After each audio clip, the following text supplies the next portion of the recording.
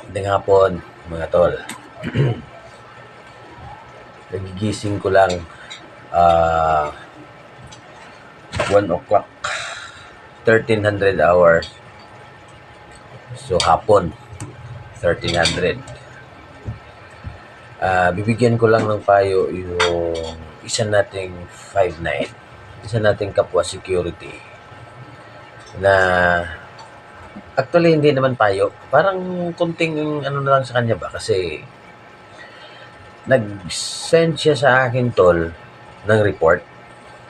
Kasi ang report niya, dahil ang duty niya kasi is sa bakanting lote. Ngayon, may sinend siya sa akin na ganito, bla bla bla bla. Hindi ko na rin babasahin ang report niya at saka hindi ko na rin ibibigay yung pangalan niya. Akin na lang yun. Ang sabi niya kasi doon, boss pa nga tawag niya sa akin boss, baka pwedeng paturo naman. Pakilipat ko daw sa English yung report niya. Kasi hindi daw siya masyadong marunong mag-English dahil bakanting lote lang daw ang duty niya at mahina lang daw kasi siya nagwardya nga daw dahil bakanting lote. Tol, ito ang payo ko sa iyo. Yung sinabi mong mahina ka na hindi ka magaling, magaling ka, tol. Kasi kung hindi ka magaling, hindi ka security ngayon. Yung report mo, tol, wala tayong babaguhin doon. May idadagdag lang akong kaunti, pero sa inbox ko na lang yan, sasabihin sa'yo. Pero doon sa report mo, wala nang mali. Naintindihan kita. Dahil una, wala kang security officer dyan dahil luti ka. Kasi kung may security officer ka, tol, tama naman yung ginawa mo. Gagawa ka ng report, tapos ang officer mo na ang magpa-finalize niyan. Yun ang damang procedure doon. Pero ito, yung report mo, okay na yun. Wala nang bago doon, bagkus may dagdag lang akong konti. Ngayon, yung sinasabi mong i-Englishin natin, tol, pwede nating i-translate sa English yun. Pero wag, kasi ganito yan. Ikaw na rin kasi ang nagsabi na mahina ka mag-English, baka sabihin natin, ilagay natin, mahina din naman ako sa English, tol.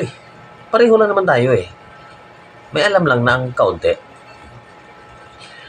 Kasi kung babaguhin natin yan, tol, pwede. Ang problema natin kasi doon, dahil baka mamaya, i-dollar natin ng kaunti, baka pagdating doon sa papasahan mo, ipapapaliwanag sa'yo ng Tagalog.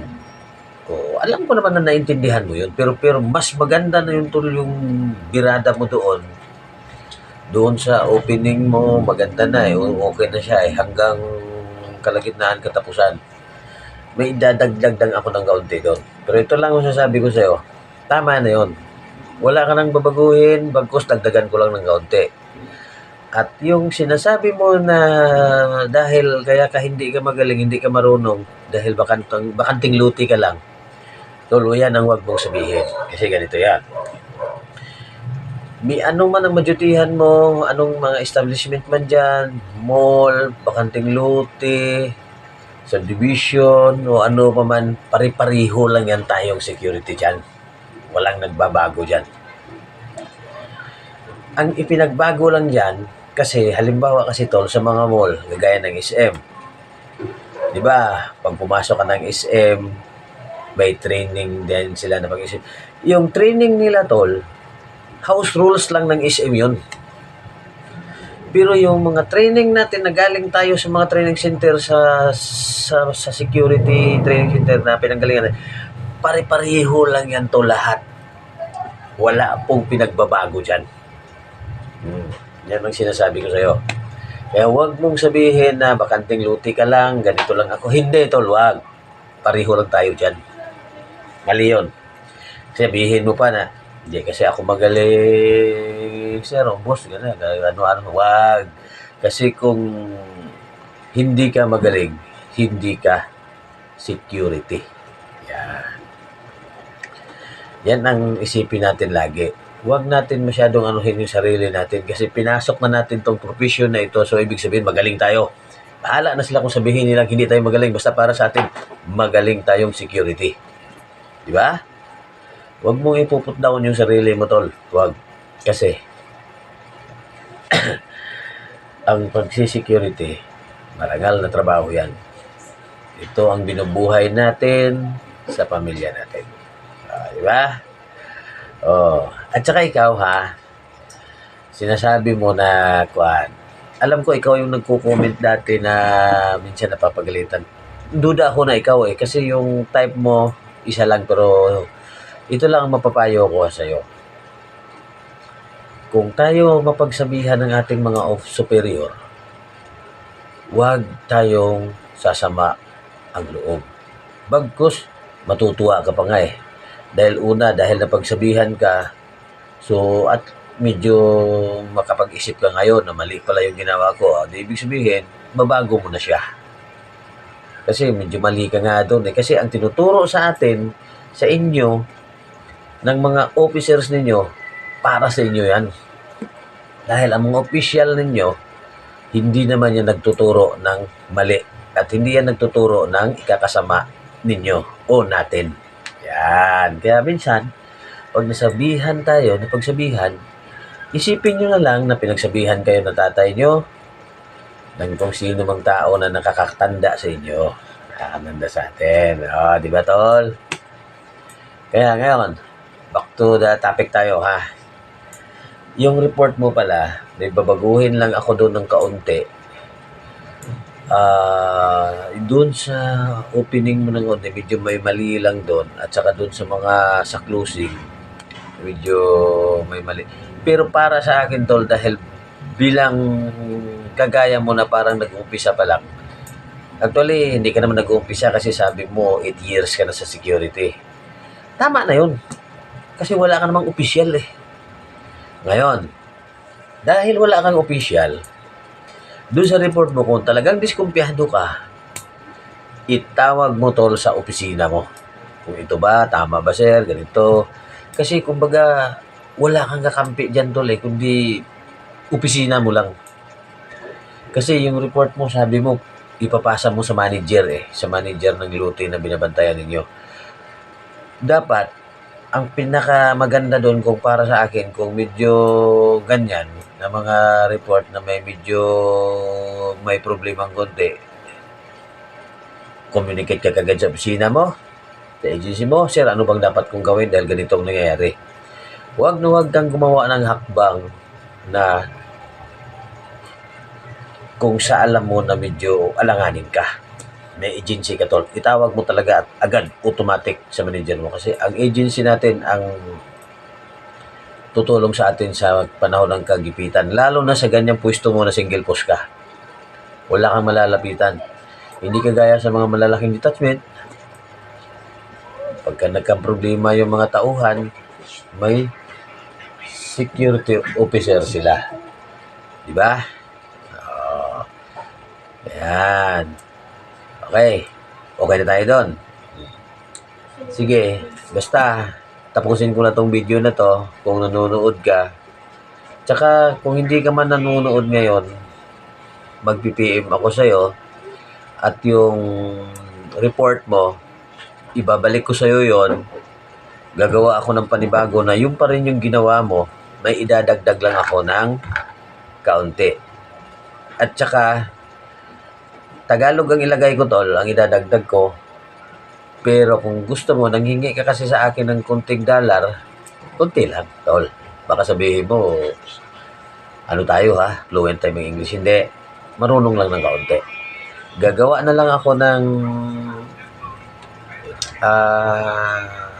kunting $, doon, panibago. Tapos yung Tagalog mo, aayusin ko ng kunti doon, dudugtungan ko. Gagawa din ako ng panibagong report na para sa'yo. Pero yung gawa ko, huwag mo na lang ipasa yon. Yung sa'yo na lang ipasa mo. Babaguhin na natin ng konti. Okay. Diba, tol? Shout out naman dyan sa mga kasama natin dyan sa Bakanting Lotehan na sinasabi mo sa Santa Maria. Hindi ko na babanggitin kung anong agency ka. Hindi ko na babanggitin kung anong pangalan mo. at saka yung sinasabi mo sa report, hindi ko na rin babanggitin. Pag ganyan, tol, taturuan pala kita. Kung sakali may ganun problema, pwede mo naman akong tanungin, huwag mo nang idaan sa comment. Direct message mo na ako kagad sa inbox para ako lang makabasa. Pero yung message mo sa comment, tol, binura ko na. Binura ko na yun. Automatic, binura ko. Kasi ayaw, tol, na mabasa ng iba dahil for security lang yun eh. Kaya gusto ko, doon tayo sa inbox, mag-usap. Inbox mo kagad ako, diretso. Halimbawa, gaya niya, nag-iisa ka dyan sa duty mo. Lalo sa gabi, sabi mo, medyo critical.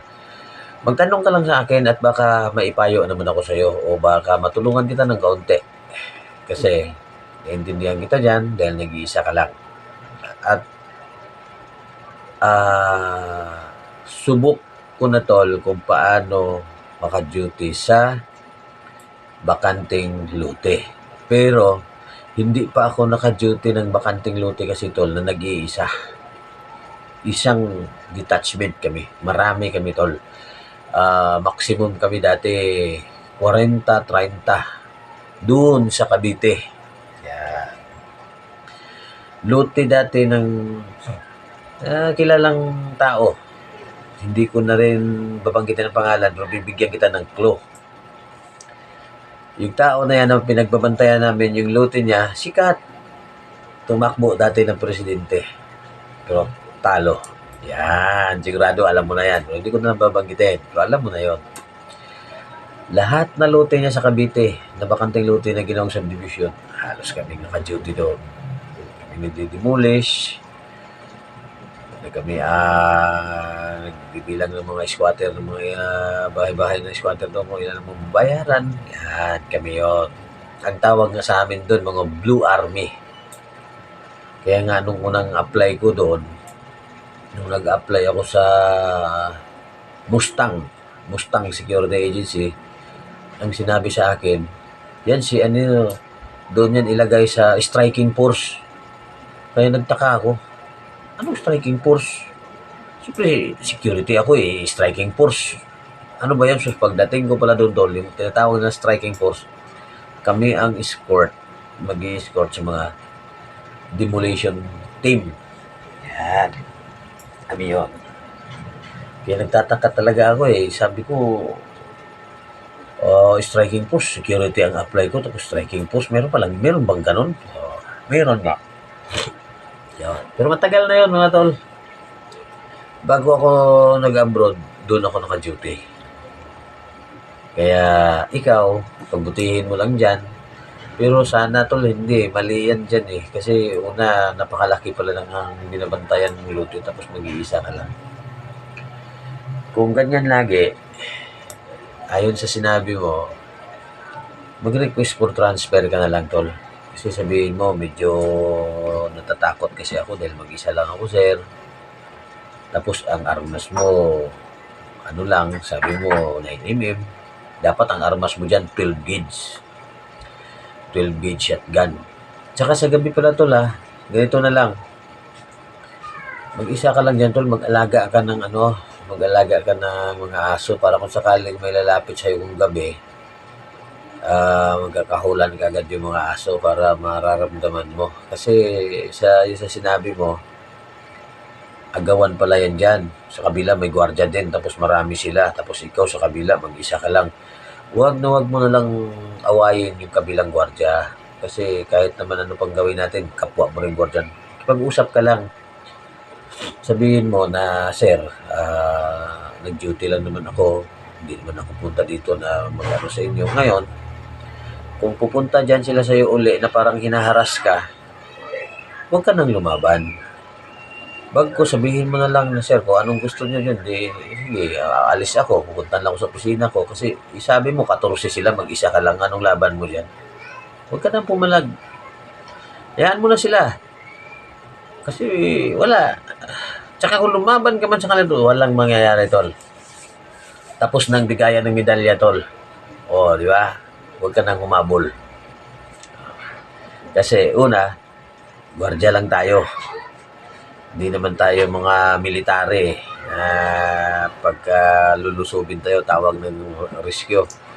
Una, military ka, pagka nadali mo sila, di walang problema. Eh ikaw, halimbawa, madali mo sila, makadali ka, kulong ka. O, saan ka ngayon? Buti kung tutulungan ka ng duty na pinagbantayan mo. Buti kung ilaban ka ng agency na sa employer mo. Hindi kagaya sa amin dati nung nasa Cavite kami pagka nagka-problema. Pagka nagka-problema kami mga gwardya, batsi kami, bahala ng agency namin dyan. May abogado agad dyan. Dahil mayaman yung binabantayan namin. Marami namang mayaman dyan na pagdating sa problema, iwanan ka na sa ere. Pero nung time namin, hindi kami iniwanan sa ere. Panahunan namin sa Cavite. Kaya basta ha, ingat. Huwag ka nang pumalag sa kanila. Kung sakaling pupunta uli, gawa ka lang ng report, pasa. Pagkatapos pasa, kausapin mo lang yung agency dyan na kalaban mo na halimbawa, totalin, hindi naman natin dapat kalaban yan. Kalaban lang sa binabantayan, pero hindi mo sila personal na kalaban. Na basta ganun lang ang sinabi ko sa iyo na sir, hindi naman ako lalaban sa iyo, dahil mag-isa lang ako, kung anong yun, di bahala na, ipaparating mo lang sa opisina. Basta kung pupwesto kayo dito sa pwesto ko ng pero sa inyo ko, alis na lang ako. Pupunta na ako sa opisina ko, re-report na lang ako doon. Yan na lang ang gawin mo tol ha. Huwag ka nang pumalag. Una, gwardya ka lang. Gwardya lang tayo. Huwag kang makipagpatayan sa lupa na binabantayan mo. Lalo na't nag-iisa ka. Dahil pamilya mo ang isipin mo. At kung ano man ang mangyari sa'yo dyan, wala. Tiway ka. Pangalawa, huwag kang makipaglaban. Huwag kang makipagpatayan dyan. Dahil tapos na tol ang bigayan ng medalya. Okay ha? Okay, so ulitin, nandun sa inbox ko lahat. Actually, tol, ginawa ko na kanina pa. Nakatulog lang ako. Basahin mo na lang, koreksyonan mo, at kung alin ang ipasa mo. Pero yung isang ginawa ko na sinabi mong tinranslate ko sa dollar konti, huwag mo nang ipasa yon. Ang ipasa mo lang yung sa'yo na binago ko. Okay, ha? Okay, tol. Ingat sa duty.